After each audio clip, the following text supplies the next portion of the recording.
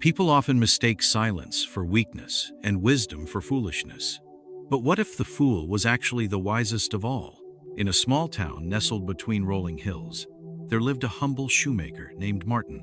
Though he was a simple man, he had built a reputation for crafting the finest shoes anyone had ever worn. His hands worked magic, shaping leather into masterpieces, and his customers never left disappointed. By his side was his young son, Leo, an eager apprentice with a sharp mind and a quiet nature. But many in the town believed Leo to be simple-minded. They would chuckle behind Martin's back, saying the boy would never match his father's skill, that he lacked the intelligence to run the business on his own one day. One day, a wealthy merchant named Victor stopped by Martin's shop. He admired the shoemaker's work and said, "Martin, your craftsmanship is unmatched, but I've heard an interesting thing about your son." Martin raised an eyebrow. "And what is that?" he asked. Victor smirked. "Every day at the town square, people offer him two choices, a crisp new dollar bill or a worn-out $5 note. And every time, he picks the dollar. Surely, he must be a fool." The gathered townspeople laughed, shaking their heads at Leo's so-called ignorance. Martin, however, did not react with anger or embarrassment. Instead, he simply nodded and said, "People see what they want to see."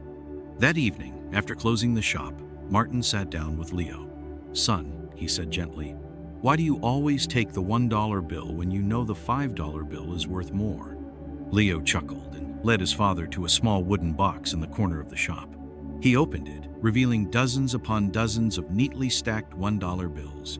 Martin's eyes widened in surprise. "Father," Leo explained, "if I took the $5 bill even once, they would stop offering me money. But by letting them think I am foolish, I receive $1 every single day. Over time, I have collected far more than I would have with a single $5 bill."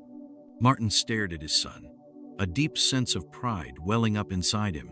His son was not foolish, he was wise beyond his years. He had understood a fundamental truth about human nature. People are quick to judge, but slow to see deeper wisdom. The next day, when Victor and the townspeople once again laughed at Leo's choice, Martin simply nodded knowingly.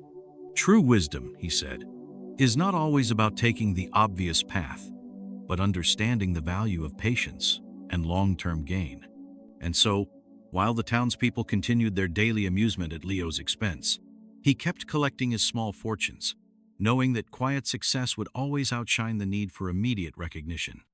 Years later, when he finally took over his father's shop, those same townspeople marveled at his business acumen, never realizing that the boy they had once mocked had been the wisest among them all along.